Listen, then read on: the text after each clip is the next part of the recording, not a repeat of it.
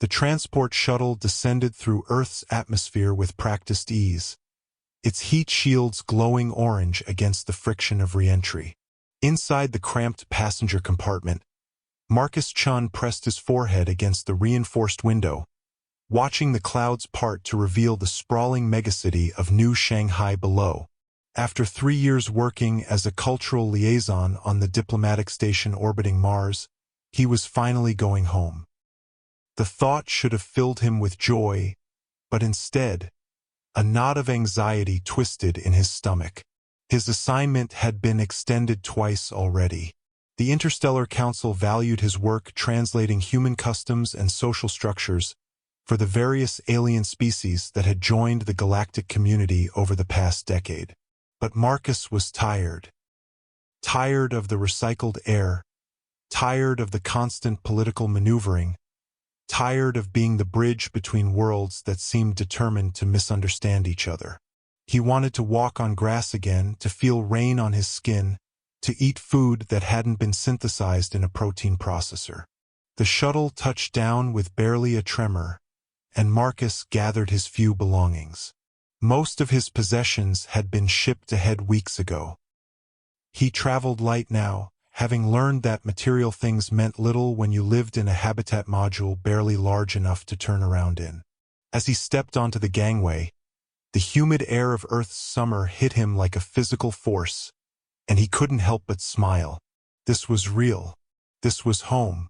His sister Lily was waiting for him at the arrival gate, her face lighting up when she spotted him in the crowd. She threw her arms around him, and Marcus hugged her back, feeling the tension of 3 years finally beginning to ease from his shoulders. "You look terrible," she said cheerfully, pulling back to examine him. "Too skinny.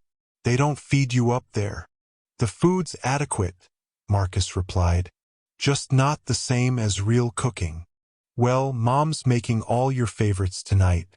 She's been preparing for days." Lily linked her arm through his as they walked toward the exit. "Everyone's excited to have you back. Dad even took the day off work, which you know never happens." Marcus nodded, only half listening as they made their way through the crowded terminal. He should have felt relieved, happy to be surrounded by humanity again after so long among aliens. Instead, he felt oddly disconnected, as if he were watching the scene from a distance. Perhaps it would just take time to readjust. The reunion dinner that evening was everything Lily had promised. His parents' apartment was filled with the smells of his childhood, and his mother had indeed prepared every dish he'd mentioned missing in his messages home. His father asked careful questions about his work, clearly trying to understand a world so far removed from his own experience as a construction supervisor. His younger brother Jake, now almost finished with university, wanted to hear about the alien species Marcus had encountered, particularly the Vorith with their crystalline exoskeletons and hive mind communication. "So what's next for you?" his father asked as they cleared the table. "The council must want you back. You're one of their best translators." Marcus hesitated, setting down the plates he'd been carrying. "Actually, I've submitted my resignation. It's been 3 years, and I think I've done my part. Time for someone else to take over." The room fell silent. His mother turned from the sink, concern evident on her face. "Are you sure? This is such an important position, and you've worked so hard to get there." "I'm sure," Marcus said, though he heard the uncertainty in his own voice. "I want to be here on Earth, with my family, living a normal life again." His father nodded slowly, but Marcus could see the questions in his eyes. They didn't push, though, and the conversation moved on to safer topics. But later that night, lying in his childhood bed and staring at the ceiling, Marcus wondered if he'd made the right choice. The resignation had been accepted immediately, almost too quickly. He was officially done with the Interstellar Council as of 2 weeks from now, once his replacement arrived and he completed the transition briefing. 2 weeks to close a chapter of his life. It seemed both too long and not nearly enough time. The next morning, Marcus woke to find an urgent message waiting on his personal communicator. It was from Administrator Kelvin, his direct supervisor at the diplomatic station. The message was brief and cryptic, requesting an immediate quantum call on a secured channel. Marcus frowned, pulling on clothes and making his way to the small office space his parents maintained in their apartment. Whatever this was about, it required privacy. Kelvin's holographic image materialized above the desk, his normally composed features tight with stress. "Marcus, thank God you answered. We have a situation." "What kind of situation?" Marcus asked, already feeling that knot of anxiety returning to his stomach. "It's about the Thursian delegation, specifically about Queen Solara." Kelvin paused, seeming to choose his words carefully. "She's been asking for you, repeatedly, and her requests are becoming more insistent." Marcus felt a chill run down his spine at the mention of the Thursian queen. He'd first met Queen Solara 6 months into his assignment, when the Thursian Empire had sent a diplomatic envoy to establish formal relations with the Council. The Thursians were a relatively new addition to the galactic community, their empire spanning 3 star systems in a distant arm of the galaxy. They were humanoid in appearance, though taller and more delicate than humans, with skin that seemed to shimmer with an inner luminescence and eyes that held colors not quite found in Earth's spectrum. Queen Solara had been young for a monarch, barely into her 3rd decade by Thursian standards, thrust onto the throne after a plague had devastated the royal family. She'd arrived at the station surrounded by advisors, physicians, and what Marcus had privately thought of as handlers. It had been immediately clear that something was wrong. The queen would freeze mid-sentence, her eyes going distant and unfocused. She would flinch at sudden movements, her hands trembling as she signed diplomatic documents. During their first formal meeting, she'd had what her chief advisor later explained was an episode, her breathing becoming rapid and shallow until one of her physicians administered some kind of treatment. Marcus had been assigned as her primary human liaison, tasked with helping her understand Earth's customs and facilitating communication between the Thursian delegation and the Council. It was supposed to be a temporary assignment, just a few weeks while she visited the station. But those weeks had stretched into months as the Thursian Empire negotiated trade agreements and defense pacts. And during that time, something unexpected had happened. Queen Solara had become calm around him. It had started small. She would request his presence during meetings, claiming she needed clarification on some human cultural nuance. Then she began asking him to stay even after the official business was concluded, engaging him in conversations about art, philosophy, music. Her advisors noticed that her episodes became less frequent when Marcus was nearby. The trembling in her hands would still, the distant look would fade from her eyes. She would smile, a genuine expression of peace that seemed rare and precious on her troubled face. Marcus had tried to maintain professional boundaries, but it had been difficult. Queen Solara was brilliant when her mind was clear, with insights that cut through political posturing to the heart of complex issues. She had a dry wit that caught him off guard, and a vulnerability that made him want to protect her from the weight of her responsibilities. He told himself he was just being kind, that anyone would want to help someone so clearly struggling. But if he was honest, there had been moments when he'd caught himself thinking about her when he should have been focused on other things, wondering if she was having a good day or if her advisors were being too harsh in their management of her condition.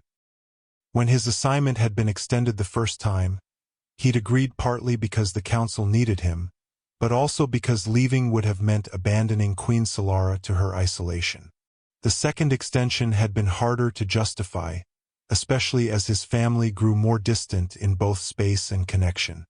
But by then, the The Thursian queen had made it clear that his presence was not just preferred but necessary for her stability during the complex negotiations. Her chief advisor, a stern woman named Varith, had even pulled him aside to thank him, explaining that they had not seen the queen this functional in years. Then Marcus had finally put his foot down. 3 years was enough. The negotiations were complete, the treaties signed. Queen Solara would be returning to her empire, and he would be returning to Earth. It was time for both of them to move on with their lives. He'd submitted his resignation and had tried to explain to the queen that their professional relationship had to end. She had listened quietly, her luminous eyes fixed on his face, and then had simply nodded and wished him well. That had been 3 weeks ago, just before he'd left the station for Earth. He'd thought that was the end of it. Now, looking at Kelvin's stressed expression in the hologram, Marcus realized he'd been wrong. "What's happening?" Marcus asked, though part of him already knew. "After you left, Queen Solara's condition deteriorated rapidly," Kelvin said. "The episodes are constant now. She can barely function. Her advisors are at their wits' end, and there's talk that the Thursian Empire might recall her, declare her unfit to rule. The political implications would be catastrophic. The Thursian succession laws are complex, and there are factions that would use her instability as justification for a power grab. We could be looking at a civil war in one of our most important allied empires." Marcus closed his eyes, feeling the trap closing around him. "And she's asking for me. More than asking. She's demanding. Marcus, I wouldn't normally put this on you, but the situation is critical. The council is requesting that you return to the station, just for a short time, to help stabilize the situation. Just until we can find a more permanent solution." "A permanent solution?" Marcus repeated, hearing the bitterness in his own voice. "What does that mean? Keep me there indefinitely as some kind of emotional support human?" "Of course not," Kelvin said, but his tone lacked conviction. "We just need time to find a way to manage her condition without requiring your presence. Her physicians are working on new treatments, new therapeutic approaches. But right now she needs you, and the Council needs the Thursian alliance to remain stable." Marcus stood up, pacing the small office. "I resigned, Kelvin. I'm done. I came home to build a life here, not to be someone's security blanket across the solar system. I understand, and I'm sorry, but consider what's at stake. If the Thursian Empire falls into civil war, millions could die. And it's not just about politics. Queen Solara is a person who's suffering, someone who needs help. That was the argument that cut deepest, and Kelvin knew it. Marcus had always been unable to turn away from someone in need, even when helping them came at personal cost. It was what had made him good at his job, and what had kept him at the station far longer than he'd intended. "Just think about it," Kelvin pressed. "I'm not asking for a decision right now, but we need to know soon. Every day that passes, her condition worsens." The hologram flickered and died, leaving Marcus alone in the office. He sat back down, his mind racing. How had he let things get to this point? When had professional compassion crossed the line into something more complicated? And how could he possibly explain this to his family, who had just welcomed him home? He didn't tell them immediately. Instead, Marcus spent the next 2 days trying to convince himself that the situation wasn't his responsibility, that the council and the Thursian advisors would find another solution.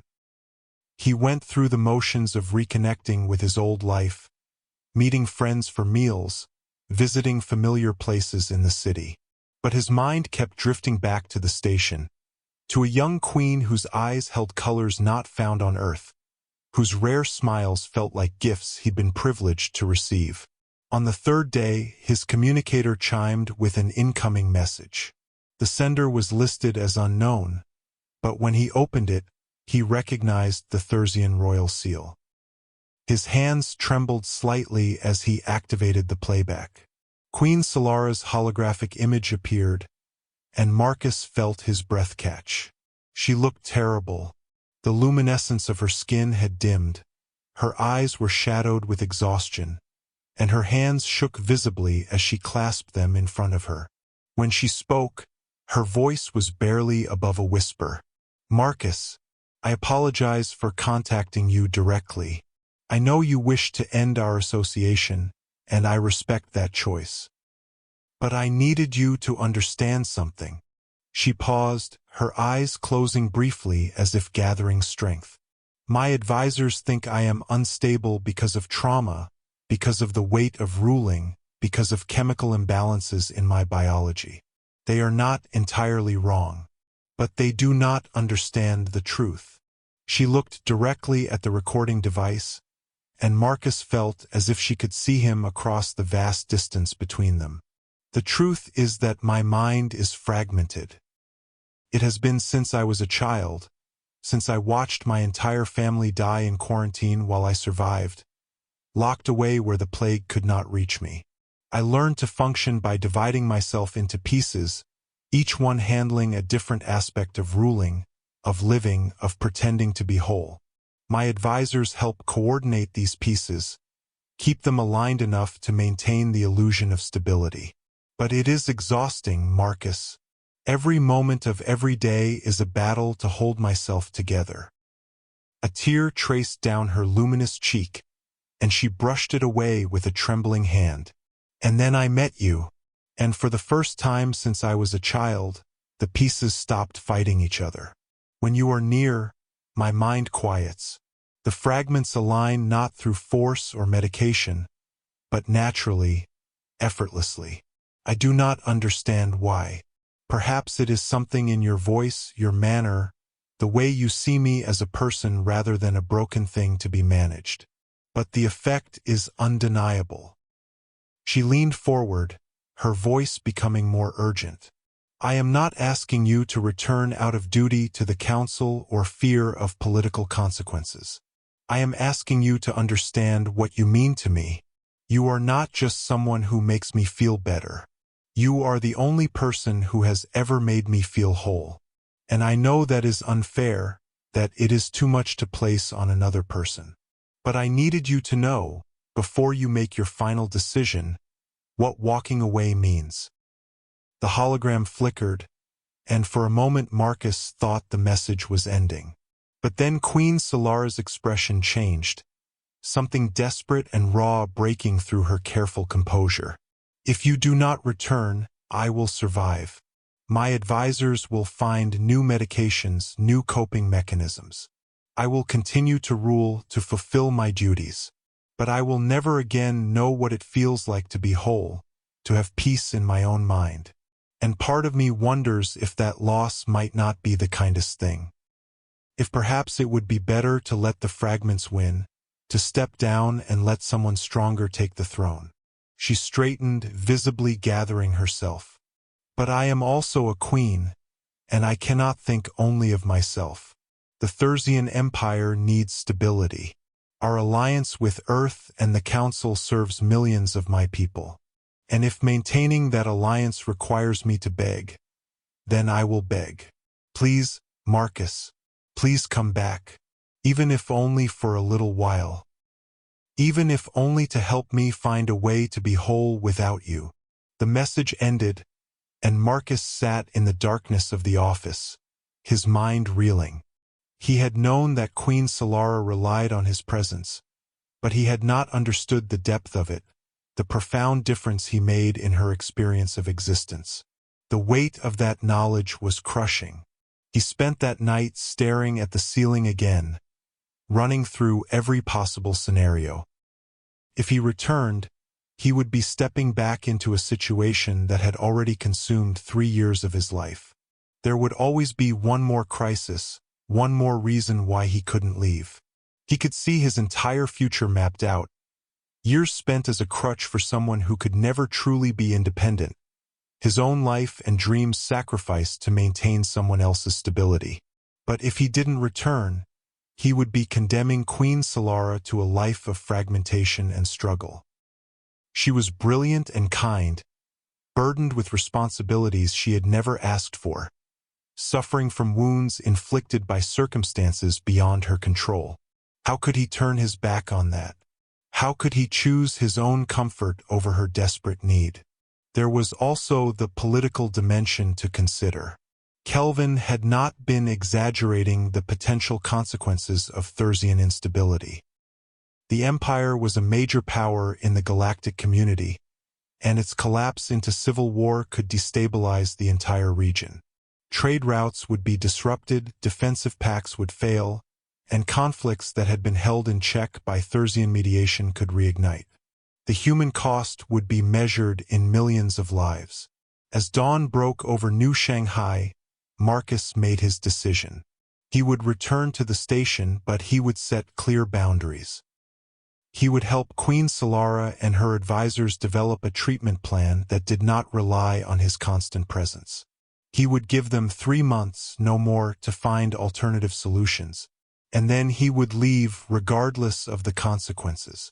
It was not perfect, but it was the best compromise he could manage between his own needs and his responsibilities to others. His family took the news about as well as he'd expected, which was to say, not well at all. His mother looked stricken, his father angry, his sister disappointed. Only Jake seemed to understand, though even he asked Marcus if he was sure this was what he wanted. Marcus wasn't sure of anything anymore, but he packed his bags and booked passage on the next transport to the diplomatic station. The journey back through space felt different from his triumphant return to Earth just days earlier. Now, instead of freedom, Marcus felt the weight of obligation settling onto his shoulders like a physical burden. He spent the transit time reviewing everything he could find about Thursian psychology and neurology, looking for insights that might help him understand Queen Solara's condition better.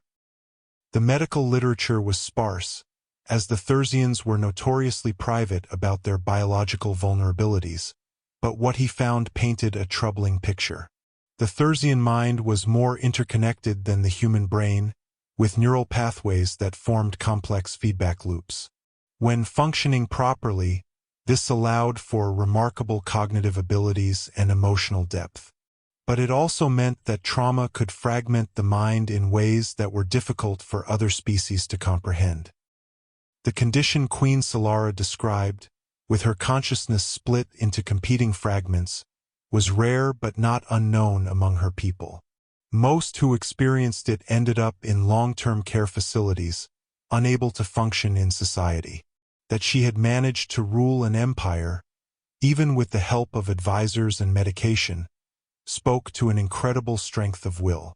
But it also suggested that her current approach was unsustainable. The human mind could not maintain that level of conscious effort indefinitely without breaking down. For a Thursian, the stress must be even more intense. The diplomatic station appeared in the viewport, a gleaming wheel of metal and composite materials spinning slowly against the backdrop of Mars. Marcus felt a complex mix of emotions as the shuttle docked. This place had been his home for 3 years, but returning now felt like a defeat, an admission that he could not escape the role that had been built around him. Administrator Kelvin was waiting at the docking port, his relief visible when Marcus emerged from the shuttle. "Thank you for coming back," Kelvin said, clasping Marcus's hand firmly. "I know this wasn't an easy decision." "Where is she?" Marcus asked, not bothering with pleasantries. "In her quarters. Her advisors thought it best to limit her public appearances until her condition stabilizes." Kelvin's expression grew serious. "Marcus, I need to warn you. She's worse than when you left. The episodes are almost constant now, and there have been moments of dissociation so severe that her physicians weren't sure she would come back from them."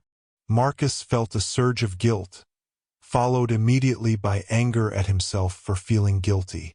This was not his fault. He had not created Queen Solara's condition, had not asked to become essential to her stability. Yet knowing that intellectually did nothing to ease the emotional weight. "Take me to her," he said.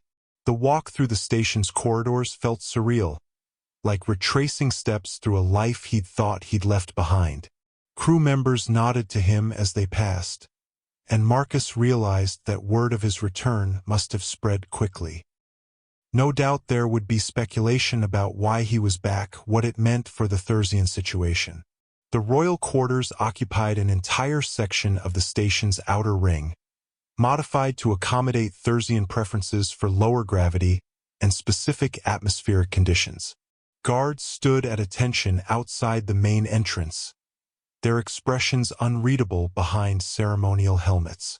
They recognized Marcus and stepped aside without question, the doors sliding open to admit him. Inside, the quarters were dimly lit, with the walls displaying holographic projections of Thursian landscapes. It was meant to be comforting, Marcus knew, a reminder of home for someone far from their native world. But the effect was unsettling, creating an atmosphere of displacement, of belonging to neither here nor there. Chief Advisor Vareth emerged from an inner chamber, her face drawn with exhaustion. She was older than Queen Solara by several decades, a career diplomat who had served the royal family for most of her adult life. She had always treated Marcus with professional courtesy, but now there was something different in her expression. Desperation, maybe, or relief. "Liaison Chun," she said, using his formal title. "The Queen has been asking for you constantly since receiving word of your return. However, before you see her, we must speak." Marcus nodded, and Vareth led him to a small sitting room away from the main chambers. She gestured for him to sit, then paced for a moment before speaking. "I will be blunt, as I believe you prefer directness," she began. "Queen Solara's attachment to you has moved beyond what can be considered healthy or appropriate. Her physicians believe she has formed what your human psychology would term a pathological dependence. You have become, in effect, her anchor to stability, and without you, she is adrift." "I gathered as much from her message," Marcus said carefully. "But I came back to help find a solution, not to enable that dependence." "I understand, and we appreciate that." Vareth stopped pacing, fixing him with a stern look. "But you must understand the complexity of the situation. Queen Solara is not merely fragile. She is, quite literally, holding herself together through force of will. The medications help manage the neurochemical aspects of her condition, but they cannot repair the fundamental fragmentation of her consciousness.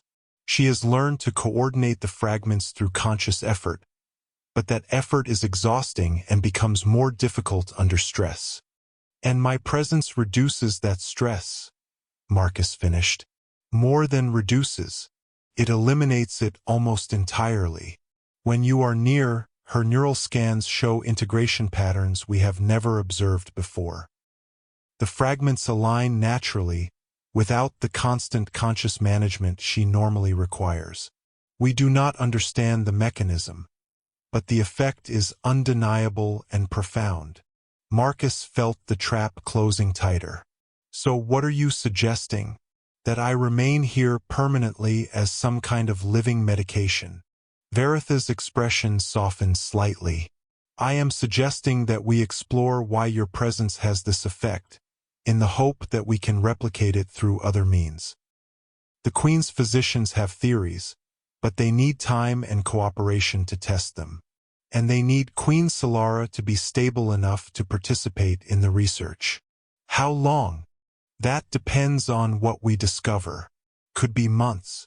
Could be years." "That's not acceptable," Marcus said firmly. "I returned because I care about Queen Solara's well-being, but I cannot put my entire life on hold indefinitely. 3 months. That's what I can give you. After that, I'm leaving, and this time it will be final." Vareth studied him for a long moment, then nodded slowly. 3 months is better than nothing. But Marcus, I must warn you. When you see her, you may find it harder to maintain that boundary than you think. She was right. Queen Solara was in her private chamber, seated by a window that looked out over the simulated Thursian landscape. She was wearing simple robes rather than her formal attire, her long hair unbound and falling around her shoulders. As Marcus entered, she turned, and the transformation that came over her face was heartbreaking in its intensity. The shadows under her eyes lifted, the tremor in her hands stilled, the luminescence of her skin brightened, and her expression shifted from distant confusion to sharp awareness. It was like watching someone come back to life. "Marcus," she said, and her voice was clear and strong, nothing like the whisper from her recorded message. "You came back." "I did," Marcus replied, maintaining his distance near the doorway. "But we need to talk about what that means." Queen Solara stood, moving toward him with a grace that had been absent in the recordings. "Of course, I understand. You wish to set boundaries, to ensure I do not become too dependent on your presence. It is a reasonable concern." "It's not just a concern," Marcus said, though he found himself softening his tone despite his intentions. "Your Majesty, what you described in your message, the way my presence affects you, that's not sustainable.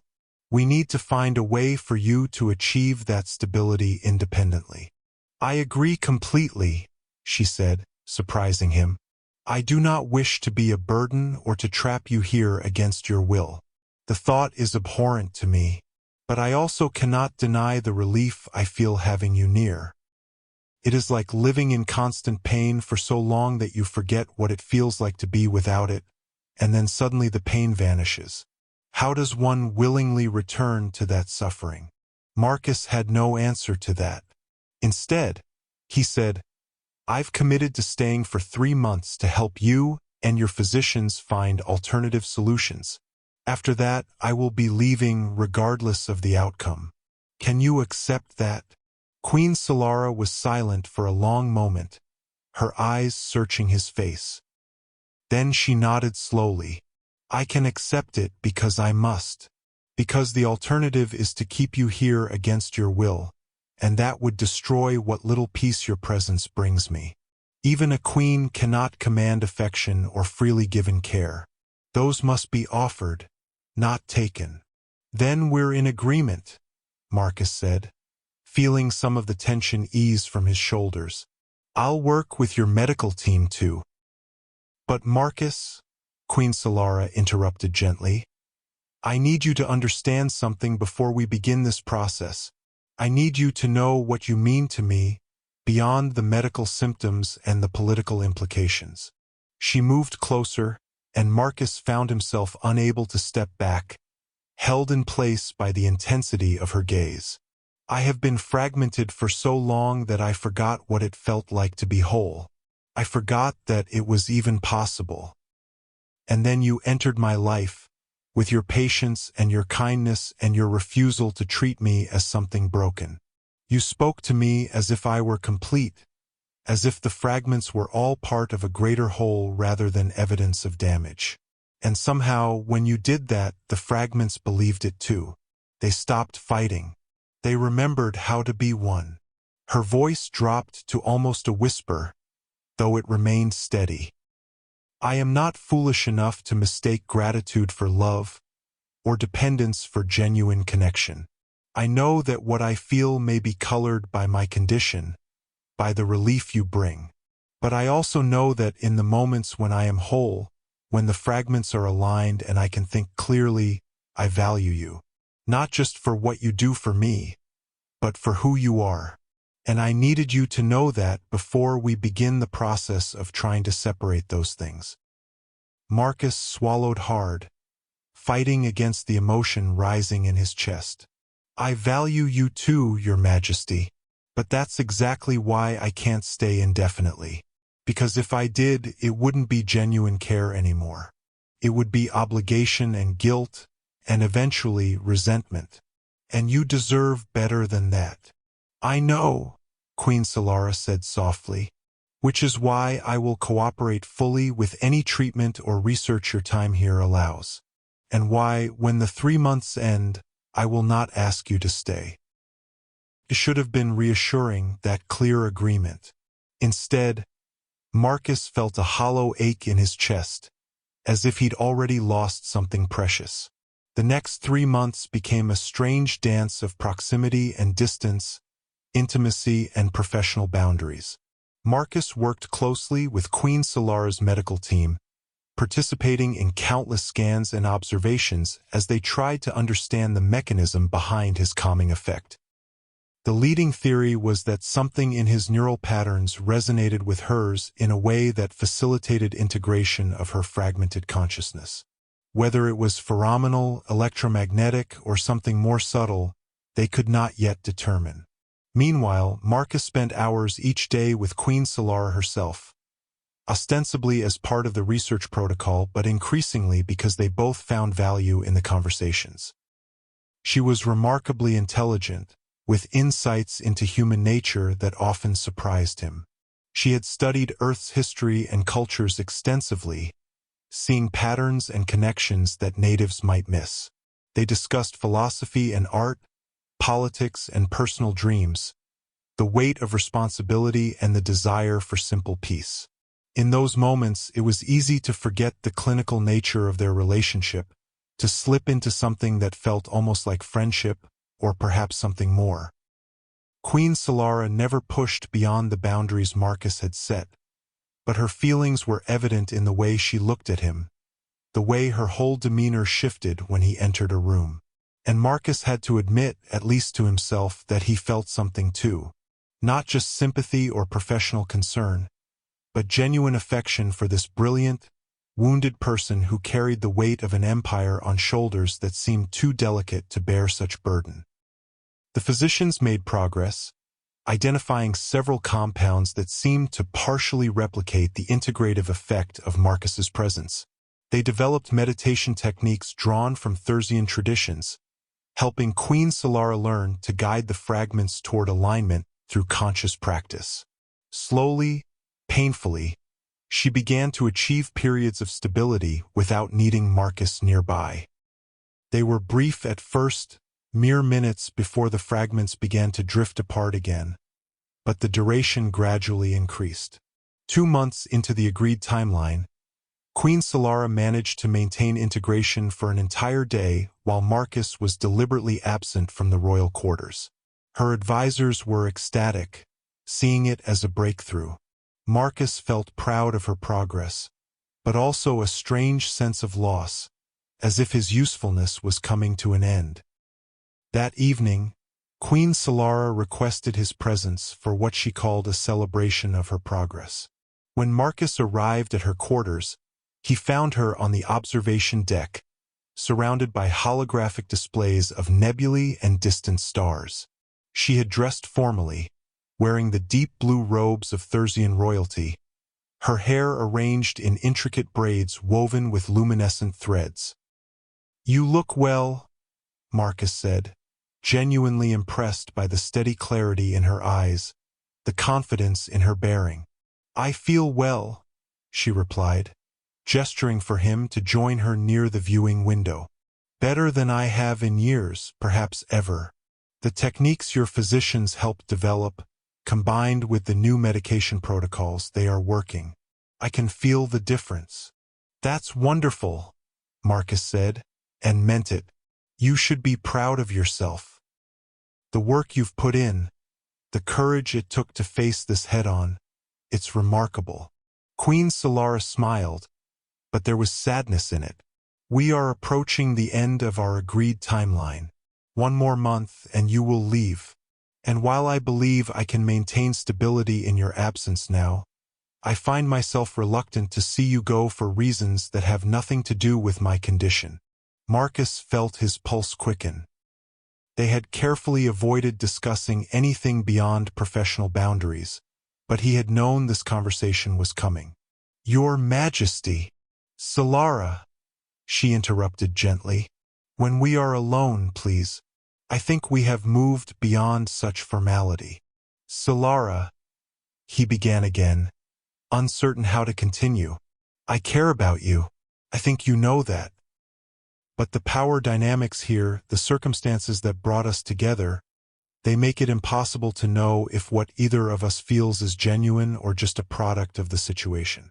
I have considered that extensively, she said, turning to face him fully. And I believe that while our circumstances shaped how we met, they do not define what has grown between us. I am not asking you to stay out of obligation or pity. I am asking if you might consider staying because you want to, because what we have found together has value beyond my medical needs. Marcus wanted to say yes. The realization hit him with surprising force. Somewhere over the past months, his feelings had evolved from professional concern to something deeper. He enjoyed their conversations, looked forward to seeing her smile, felt a fierce protectiveness toward her that had nothing to do with political necessity. But he also knew the dangers of confusing caretaking with love, of building a relationship on the foundation of need rather than mutual choice. I don't know, he said honestly. I don't know how to separate what I feel from the role I've played in your life. And I don't think you can either, not yet. Maybe not ever. Solara nodded slowly, accepting his answer though disappointment flickered across her face. Then what do you suggest? I suggest we follow through with the original plan. I leave in 1 month, return to Earth, and give both of us time and distance to understand our own feelings without the pressure of your medical needs. If after that time we still feel the same way, then we can explore what it might mean. And if the distance causes my condition to deteriorate again? Solara asked quietly. It was the question Marcus had been avoiding, the one that kept him awake at night. Then we deal with that if it happens. But Solara, if you can only be stable with me present, then any relationship we build will be fundamentally unequal. You need to be able to stand on your own before we can stand together. You are wise, Solara said, though her voice was heavy. And I hate that you are right. They stood together in silence, watching the holographic stars, both of them aware that the clock was ticking down toward an ending neither truly wanted, but both knew was necessary. The final month passed too quickly and too slowly. Each day waited with the knowledge of impending separation. Marcus continued working with the medical team, helping Solara refine her techniques for maintaining integration. She grew stronger, more confident, able to function for days at a time without his direct presence. It should have been a triumph, but instead it felt like watching a door slowly close. 3 days before his scheduled departure, everything changed. Marcus was in his quarters, packing the few belongings he'd accumulated during his time on the station, when his communicator chimed with an emergency alert. It was from Verith, her voice tight with panic. Marcus, you need to come to the royal quarters immediately. We have a situation with Queen Solara. He ran, his heart pounding, mind racing through terrible possibilities. Had her condition worsened? Had there been an attack? The guards at the entrance to the royal quarters looked shaken, stepping aside quickly as Marcus approached. Inside he found chaos.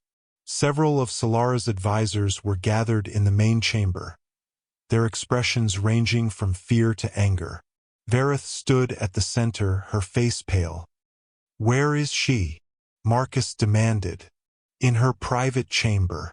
Marcus, something has happened. She received a communication from the Thursian High Council.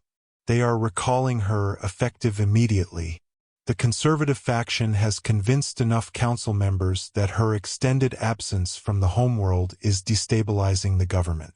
They are framing it as a motion of no confidence. Marcus felt cold dread settle in his stomach. What does that mean for her? If she returns to Thursis now, without the support of her progressive allies, the conservatives will move to have her declared unfit to rule. They will use her medical condition as justification, painting her time here as evidence of her inability to handle the pressures of leadership. She will be removed from the throne and placed under permanent medical supervision, essentially imprisoned for the rest of her life. That's insane, Marcus said. She's made incredible progress. She's more stable now than she's been in years. Which is precisely why they are moving now, Vareth said bitterly. The conservatives preferred her when she was weak and malleable, when they could control her through her advisors. But her recent improvement has made her more assertive, more willing to push back against their agenda. They see her growing strength as a threat. Then she refuses the recall. She stays here until she's ready to return on her own terms. It is not that simple. If she refuses a direct order from the High Council, she will be declared in defiance of Thursian law. The conservatives will have the justification they need to remove her without even the pretense of medical concerns. Either way, she loses. Marcus moved toward the private chamber, but Vareth caught his arm. Marcus, you need to understand what you are walking into. Queen Solara has had an episode, the worst we have seen since you returned. The news of the recall triggered a complete fragmentation. She is not herself right now. She is not stable. He pulled free from her grasp. All the more reason for me to be there. The private chamber was dark, the holographic landscapes disabled. Queen Solara stood at the far end of the room, her back to the door, her posture rigid. As Marcus entered, she turned, and he saw immediately what Vareth had meant. The clarity was gone from her eyes, replaced by a fractured intensity that shifted and changed moment by moment. When she spoke, her voice fluctuated between tones, as if multiple people were speaking through her mouth. Marcus, they are taking me away. They are taking everything away. Solara, we can fight this. There are options, legal challenges. There are no options. The words came out as a shout, and Marcus saw her hands trembling violently. Do you not understand? They have won. They waited for me to become strong enough to be a threat, and now they will destroy me for it. I will be locked away, drugged into submission, a puppet on their throne or a prisoner in their hospital.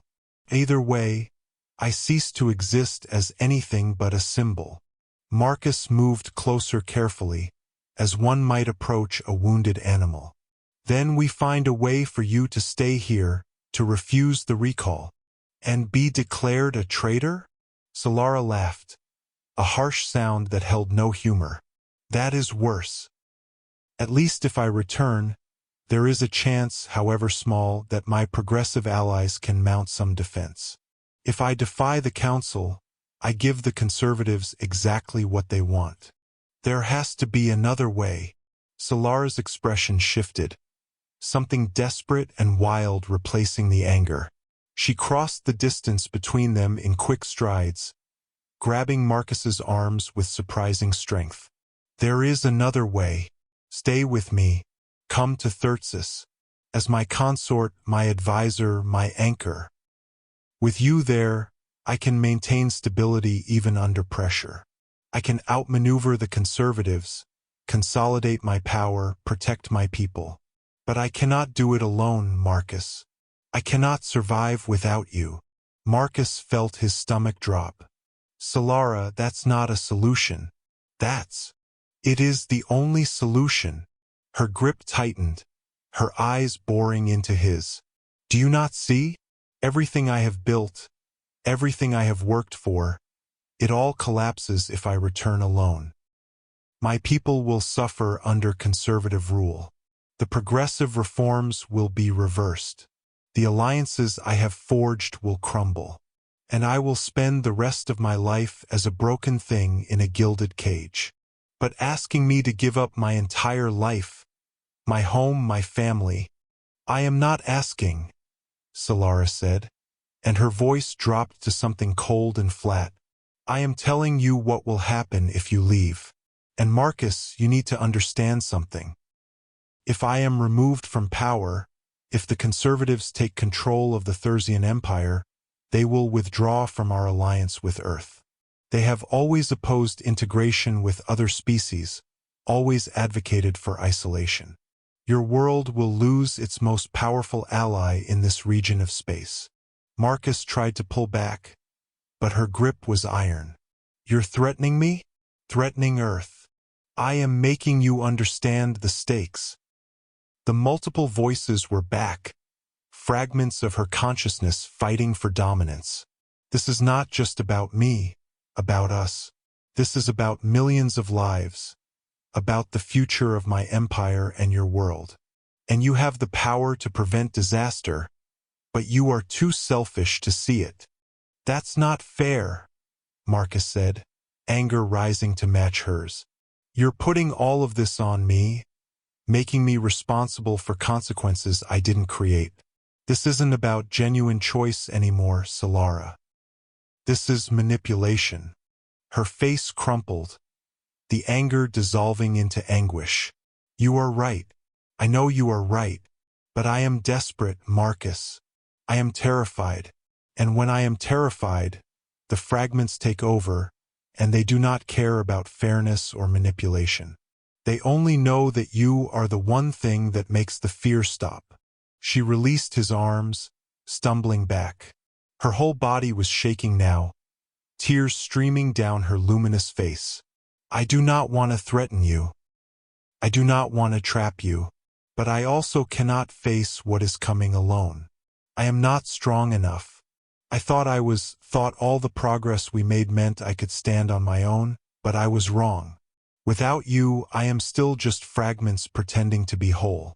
And those fragments are screaming at me right now, telling me to do whatever it takes to keep you here, even if it means destroying everything we have built together. Marcus felt torn in a dozen different directions. Part of him wanted to comfort her, to promise he would stay, to do whatever it took to ease her suffering. But another part recognized the trap, saw how her genuine need was being weaponized, whether consciously or not, to bind him to her. This was exactly what he had feared, the impossible situation where any choice he made would cause harm. I need time to think, he said quietly. This is too much, Solara.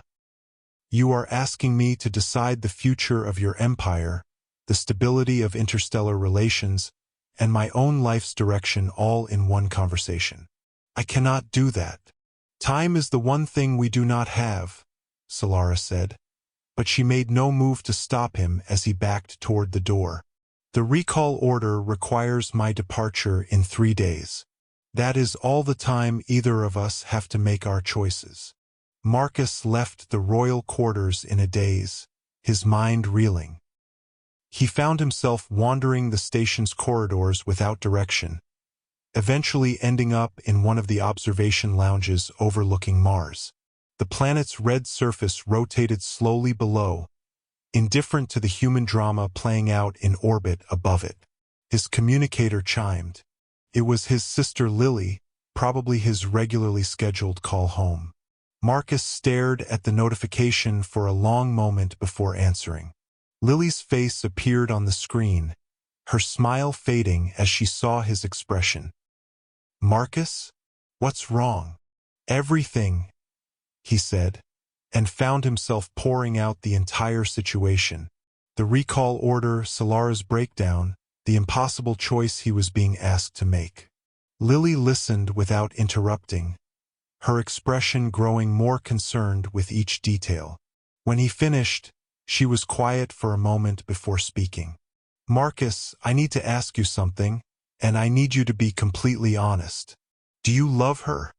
The question caught him off guard. I don't know. I care about her deeply, but I don't know if that's love or just. Not what I asked, Lily interrupted gently. I asked if you love her. Not if you feel obligated to her, not if you pity her, not if you care about her political situation. Do you, Marcus Chen, love Queen Solara as a person? Marcus closed his eyes, forcing himself to really examine his feelings stripped of all the context and complications. When he pictured life without Solara, did he feel relief or loss? When he imagined her suffering, was his distress purely altruistic or something more personal? When he thought about her smile, her laugh, the way she looked at him when the fragments aligned and she was fully present, what did he feel? Yes, he whispered. God help me, yes. I think I do love her. Then that's your answer, Lily said simply. But what about everything else? My life here, my family, my own dreams and goals? Am I supposed to just abandon all of that because I fell in love with someone whose political situation is a nightmare? I am not saying it is simple, Lily replied. But Marcus, you have spent your entire adult life trying to please everyone, trying to be what everyone else needed. When are you going to make a choice based on what you actually want, regardless of how it might disappoint people? That's not fair. This isn't about pleasing people. There are real consequences. There are always consequences, Lily said, her voice firm but kind. Every choice you make will disappoint someone, will close some doors while opening others. You cannot live your life trying to avoid all negative outcomes. You will paralyze yourself. Marcus rubbed his face, exhausted. What if I am just fooling myself? What if what I feel is not real love but some kind of savior complex or trauma bonding, or what if it is real? Lily countered. What if you have found someone who sees you and values you for who you actually are, not just what you can do for others? What if walking away from that is the real mistake? She is unstable, Lily.